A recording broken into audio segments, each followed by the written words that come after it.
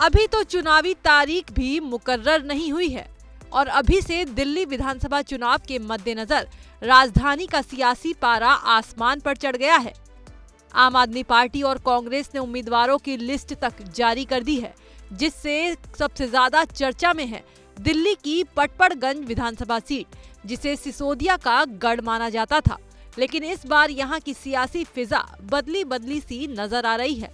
Patparganj seat से बीते 2 बार के विधायक से सिसोदिया का टिकट काटकर आम आदमी पार्टी ने इस बार सियासत में डेब्यू करने वाले अवध ओझा पर दांव खेला है, जो हाल ही में पार्टी में शामिल हुए हैं। उनके खिलाफ कांग्रेस ने अनिल चौधरी को उम्मीदवार बनाया है और माना जा रहा है कि बीजेपी एक बार फिर रविंद्र सिंह नेगी पर दांव लगा सकती है, जिन्होंने पिछली बार सिसोदिया को कड़ी टक्कर दी थी। गौरतलब है कि 1993 से लेकर अब तक इस सीट पर 7 बार चुनाव हुए हैं, जिनमें 3-3 बार कांग्रेस और आम आदमी पार्टी का कब्जा रहा है और सिर्फ एक बार बीजेपी को जीत नसीब हुई है, और वो भी 1993 में पहली बार हुए चुनाव में। 1993 में पटपड़गंज सीट पर हुए पहले चुनाव में ज्ञानचंद ने बीजेपी को अब तक की इकलौती जीत दिलाई थी। उसके बाद 1998 और 2003 में कांग्रेस के अमरीश सिंह गौतम ने लगातार 2 बार जीत हासिल की और 2008 में परिसीमन के बाद जब ये सीट सामान्य सीट हो गई तो 2008 के हुए चुनाव में अनिल चौधरी ने जीतकर कांग्रेस की हैट्रिक लगाई थी। लेकिन उसके बाद दिल्ली की सियासत में आम आदमी पार्टी की ऐसी धमाकेदार एंट्री हुई कि उसके बाद यहाँ सिर्फ झाड़ू का ही जलवा देखने को मिला। 2013, 2015 और 2020 में आम आदमी पार्टी के दिग्गज और केजरीवाल के सबसे खास मनीष सिसोदिया ने जीत की हैट्रिक लगाई। लेकिन इस बार पार्टी ने सिसोदिया को पटपड़गंज की जगह जंगपुरा से चुनावी मैदान में उतारा है, जिसके पीछे एंटी इनकम्बेंसी और सिसोदिया का शराब नीति विवाद में फंसा होना बताया जा रहा है।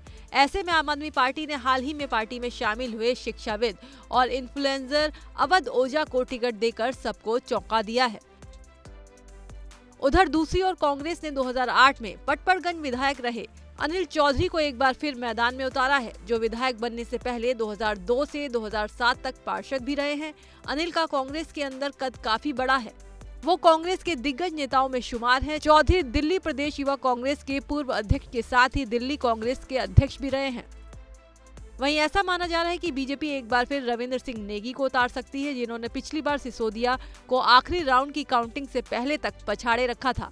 हालांकि अंत में सिसोदिया ही जीते, लेकिन काउंटिंग खत्म होने तक उनकी और पार्टी की सांस अटकी रही और शायद यही वजह है कि सिसोदिया को बचाने के लिए केजरीवाल ने सियासी चाल चली है। चलिए अब ये समझने की कोशिश करते हैं कि आखिर यहाँ का जातीय समीकरण किसके पाले में नजर आता दिखता है। तो आपको बता दें कि इस सीट पर उत्तराखंड और पूर्वांचल से आने वालों की आबादी सबसे ज्यादा है। पटपड़गंज सीट पर पूर्वांचली वोटर्स की आबादी 25% से ज्यादा है, जबकि 20% वोटर्स ऐसे हैं जिनका सीधा कनेक्शन उत्तराखंड से है।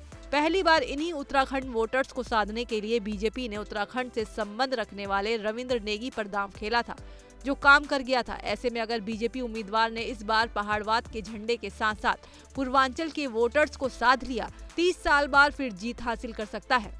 हालांकि यूपी के गोंडा के रहने वाले अवध ओझा भी पूर्वांचली चेहरा है। ऐसे में आम आदमी पार्टी को भी काफी उम्मीद है, लेकिन बीजेपी और आम आदमी पार्टी की इस लड़ाई में कांग्रेस के अनिल चौधरी ना खेल कर दे, यानी पटपड़गंज की लड़ाई काफी दिलचस्प होने वाली है।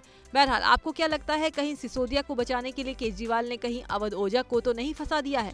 ये हमें कमेंट करके बताएं और दिल्ली चुनाव से जुड़ी तमाम खबरों के लिए देखते रहिए एबीपी लाइव।